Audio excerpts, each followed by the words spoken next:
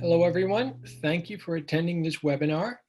Um, as was mentioned, I have an 8-session program called Mindful Eating and Stress Management, and I have taken elements of that program to create the material I'm going to go over today.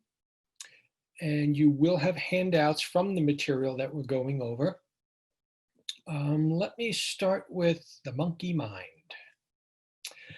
The monkey mind is kind of a Buddhist idea, basically that the mind is jumping all over the place. And there are other metaphors that are used, such as a puppy, which is popular. But the idea is that we are not settled, that the mind is all over the place and we are in a state of distraction. And what's happened in recent years is that people become focused on the idea of multitasking, thinking they could kind of cut corners and make ends meet, and do it all the things they need to do by trying to do two things at once. Now, what the public doesn't understand in general is that there really is no such thing as multitasking. There is multitasking in the sense that you could walk and talk at the same time, you could walk and chew gum at the same time, but it's not the same system. It's two different systems. That's why you can do it. So, for instance, when people try to do an email and at the same time write the email, they're talking to someone on the phone, they really can't do it simultaneously. What they're doing is they are shifting their attention back and forth, kind of a rapid fire back and forth. The mind is incapable of simultaneously paying attention to two things. And as it turns out, when you try to do this rapid fire shifting between tasks, you're really hindering the mind. You're not developing the mind. So let me start with a psychiatrist named Dr. Hollowell. And years ago, he coined this term called attention deficit trait. And what he means by that is that the brain is on overload. He was noticing many patients coming in who are just scattered and overwhelmed. According to him, the symptoms would be distractibility, inner sense of frenzy, and impatience. And I think we could all relate to those characteristics. We all experience them from time to time. And it's difficult and we don't know what to do about it. We feel driven by it. There was some research, I think I mentioned a couple of sessions ago, when they had 2,250 subjects. And what they did was they randomly called these people on their cell phones and they asked them 3 questions. Is your mind wandering? Are you happy in this moment? And what are you doing in this moment? And the results were really fascinating, and this particular study became very popular. They found that over 50% of the time when they called these people, they were in a state of wandering. They were not present. They also found out that when their mind was wandering, they associated with being unhappy, regardless of what they are doing. That's the interesting thing, because we tend to believe that happiness is dependent on what we're doing. If we're doing something we don't like, we assume it means we're not going to be happy. But it doesn't work that way. It's kind of like thinking, if I go on vacation and I like what I'm doing, that's going to make me happy.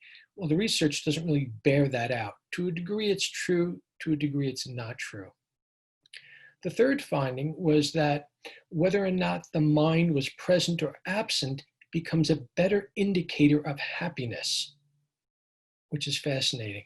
So if your monkey mind is driving you crazy and you are wandering all over the place, that creates unhappiness.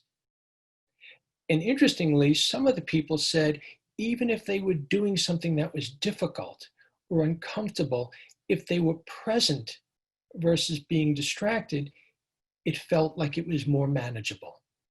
Really interesting. I have a quote that's really cool. Over 500 years ago, Leonardo da Vinci described the average person as, quote, someone who looks without seeing, listens without hearing, touches without feeling, eats without tasting, moves without awareness of odor or fragrance, and talks without thinking. That's really fascinating. I mean, he's touching on all the senses and how we are distracted. We're just not there for it, but we're kind of mechanically still doing these things. So it goes back at least 500 years, and I'm going to show you that it goes back way before that. Okay. What is it that drives this monkey mind, this distracted state that we're all conditioned to at this point and we're struggling with? Well, I came up with 7 factors. The first one is our stress level. So stress usually refers to, traditionally it's been thought of as something that impinges on the body, the mind, the heart. And usually it's been described as things such as when you get married, when you get divorced, when you get into a car accident, when you find out you have a health problem. So they picked on these big issues. Well, it turns out it's a little bit more than that. It's actually a lot more than that. What we're finding out now is that stress, using a mindfulness perspective, means that we are unwilling to accept the present moment as it is.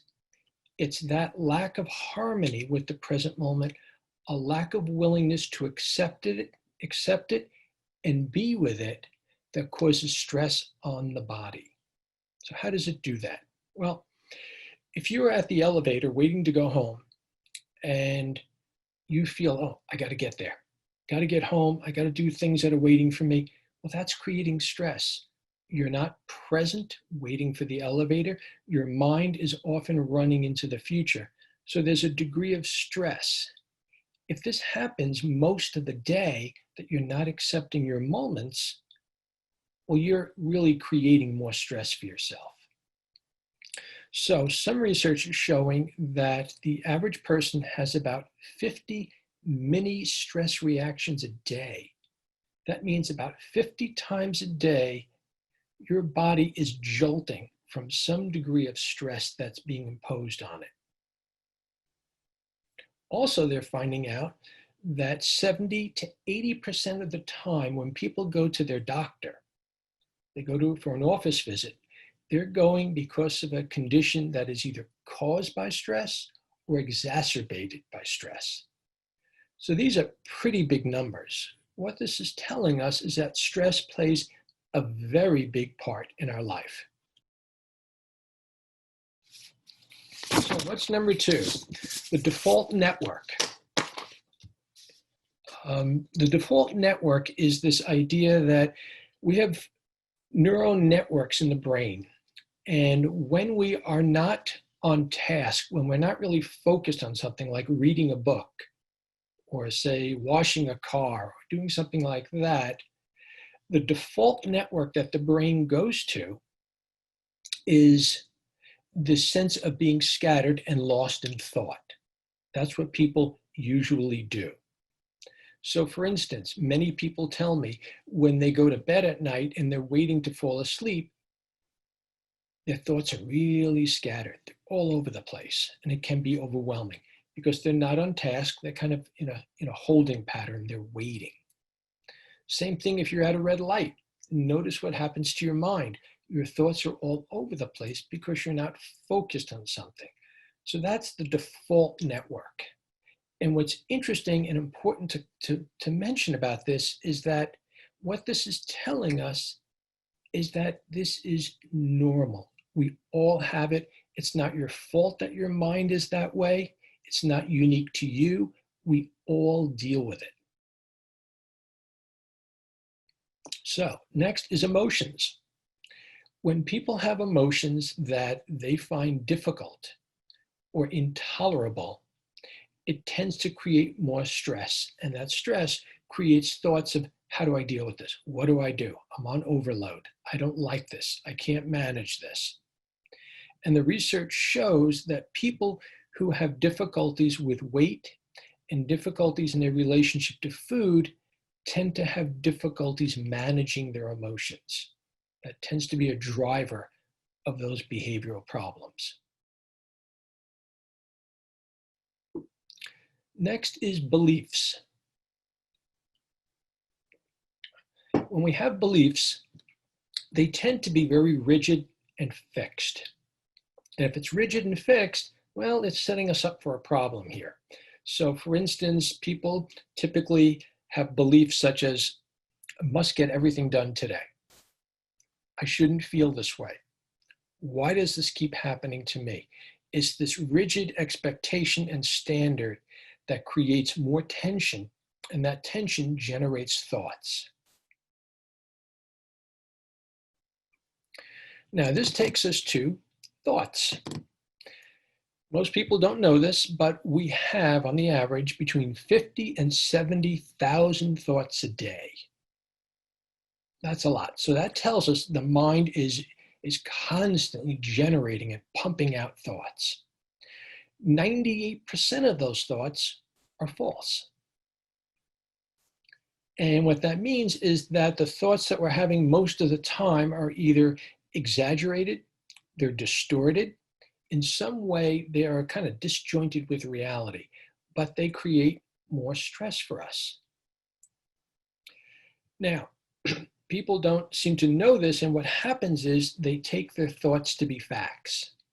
And if we think that they're facts, it creates more stress. If we view our thoughts as, well, maybe it's not true, it doesn't have to be true, and you kind of question it, well, then you're freeing yourself up. Next one, number 6, is the amygdala.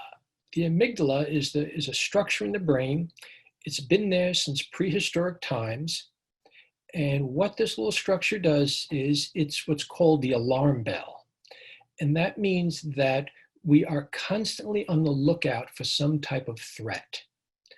Now, in prehistoric times, the threat was things like tigers, bears, lions. Well, since we don't have those threats anymore, this mechanism is still in place and it's still operating. And it's operating in terms of thoughts or feelings that feel threatening. So it just kind of readapted itself to something else. Okay? So when we have this threat, this false positive, the alarm goes off, what happens is the thoughts start to rev up and they scramble. How am I going to cope with this? What am I going to do? Trying to eliminate the threat in some way. But most of the time, those things are not really threats.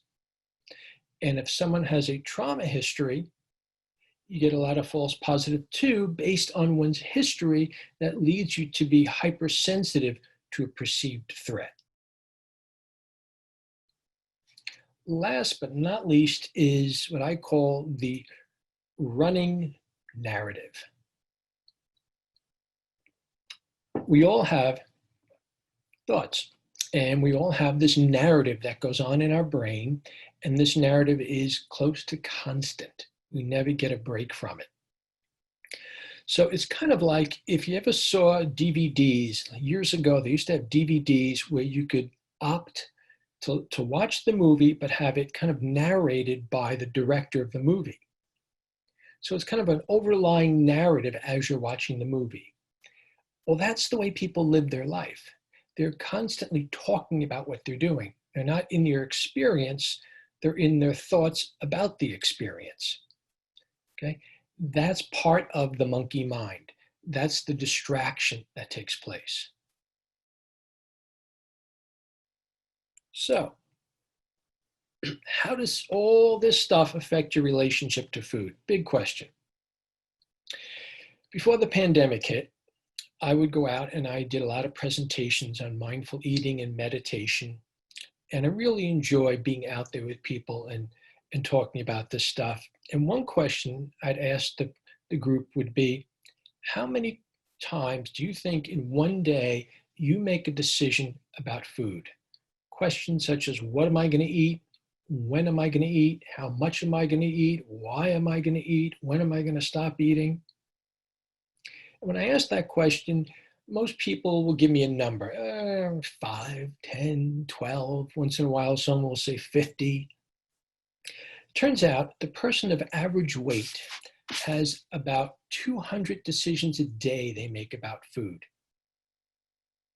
The overweight person makes about 250 decisions a day, and the obese person makes about 300 food-related decisions a day. So what this is telling us, because people underestimate so much the amount of decisions that are made, is that we're not there for these decisions. We are in a state of distraction. Now, what this also means on the positive side is that we have 200 to 300 opportunities a day to steer our relationship to food in a positive direction, in a direction that will allow us to eat healthier foods and feel better about ourselves. But we're missing out on it because we're distracted. Some of the research shows a number of things that cause people to eat. And I'm going to just go over this list briefly with you. People don't know that the more colors there are on the plate, the more food you're going to eat. The more people sitting at the table, the more food you're going to eat. Your mood affects how much you're going to eat. The time of day, the thoughts you're having, the feelings you're having, your stress level at that moment, the weather, day of the week, time of the day, who you are with, where you're eating. Are you at home? Are you at a restaurant? Are you at a party? Okay. The occasion. Is it a birthday? Is it Thanksgiving? Is it Tuesday? New Year's Day? All these things. Looking at the food creates the incentive to eat many times. Now, in addition to all those factors that play into our eating, when I do what's called preoperative psych evals for bariatric patients. And I have a 6-page questionnaire for people to fill out, and part of it has a list of 24 triggers. And the question I give them is, to what degree do these factors affect your relationship to food, the amount of food you eat? Does it cause you to eat more food? And people endorsed the following makes them want to eat: being with friends, socializing, being tired, bored, the taste of the food, smell of the food, cravings, being angry, stressed, well-cooked food, feeling happy, feeling depressed or upset, being anxious, being alone, celebrations, and business functions. Okay. The list is endless. All these things are distractions. Okay. I want you to notice that there's one thing all those factors have in common, coupled with the other things I told you about the color of the food and the amount of people you're with and all that. They all have one thread that binds them.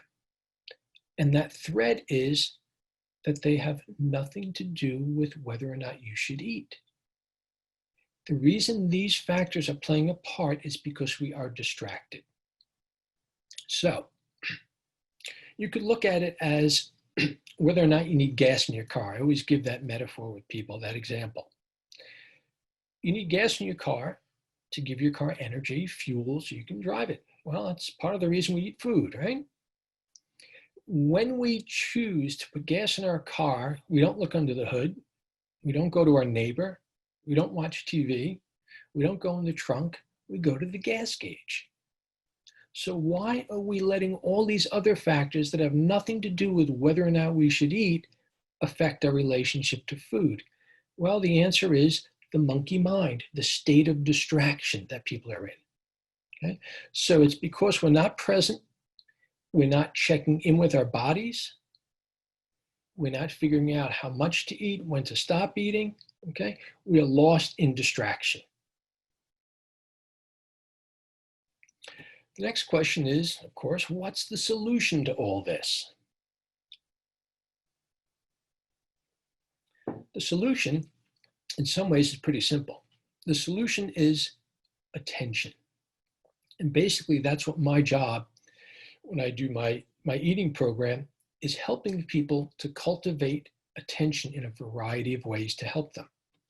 So attention is important because when we increase our attention, we are allowing ourselves to do what's called self-regulation and self-control of what's going on in our life. The less attention we have, the less self-regulation we have, the less self-control we have. Okay? So one of the biggest things that helps people to cultivate attention is mindfulness. To give you a brief and simple definition, mindfulness is a Buddhist term, but it's kind of taken out of Buddhism and has been brought into mainstream medicine by Jon Kabat-Zinn. And his definition is that mindfulness means to pay attention on purpose in the present moment, non-judgmentally. I'll say it again. It means to pay attention on purpose in this present moment, non-judgmentally. It's taking in one's experience from moment to moment as best you can. It's grounding yourself in the here and now. So I'd like to mention briefly is what are the advantages of doing this? Okay, the advantages, if you look at this page here, get this out of the way, okay. These are some of the benefits when people practice mindfulness. There's reduced stress, there's less chronic physical pain, it builds up the body's immune system, less negative thoughts, and increased ability to cope with negative thoughts, improved attention and concentration, enhancement of positive emotions, improved interpersonal skills, and stimulating and releasing creativity. Now, what are some of the benefits with mindful eating? Remember, these two things are the same thing in a way because they're about cultivating attention. Well, when people learn mindful eating, they tend to eat slower, take smaller bites, and chew thoroughly. They're less distracted while eating. They enjoy food more. They're more satisfied with eating less food. And they learn to diminish overeating. There's less grazing at night, less binge eating. So that's just some of it. You will have that handout to read at the end, but I just want to give you a sense of what it's all about and why this fact of cultivating attention is so important.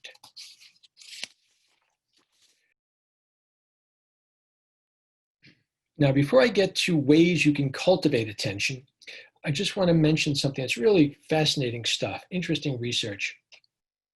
There's an adage that we all know, which is, you are what you eat. And that is quite true. But we have another one now, thanks to a guy named Rick Hansen. He's a neuropsychologist, and he's done a lot of work in the area of mindfulness. And he looks at the neurology of mindfulness and how it affects the brain and doing research. He says, you are what you pay attention to. So the idea here is that what you pay attention to affects the structure and the functioning of your brain. So we call it neuroplasticity. That means that the brain has this adaptability, irrespective of your age. You could be 75, you could be 85, you could be 95. If you cultivate attention in particular ways, you are strengthening the brain, okay? And he likes to say, in this great little line he's got, that which you practice gets stronger. So if you do some of the practices I'm going to suggest, what happens is it strengthens the mind. It creates neural circuits in the brain. Another one of his comments are neurons that fire together, wire together. So the more frequently you do a task, the more that there are networks in the brain that develop to cater to doing that task easier. So what are some of the things you can do? First of all, if you want to lessen your distracted monkey mind, first thing is to be aware that you're distracted. If you notice that it's happening, just gently bring yourself back to the present moment. That's simple. And there's a concept called letting go. Wonderful concept. So when you notice you're distracted, Don't allow yourself to be distracted. Keep yourself back on this task in this moment. Okay? It's kind of like there's a metaphor about puppies, training puppies. Well, how do you train a puppy? You keep bringing them back to do the task you want them to do. And with repetition, neuroplasticity, they get it eventually. And it's the same thing here. Second thing you could do is ground yourself in your body. If you notice you're distracted, don't keep going with it. Just stop and feel your body in this moment. Take a breath. Okay? Another thing you can do, number 3, is watch the monkey mind. Just watch it in action. Without getting tangled up in it, just notice how it gets played out, what it does. Also, meditation, formal meditation. I'm a big believer in meditation. I think meditation is like flossing your teeth. Everyone should do it. It's wonderful mental hygiene. We all need it. It helps the body. It helps the soul.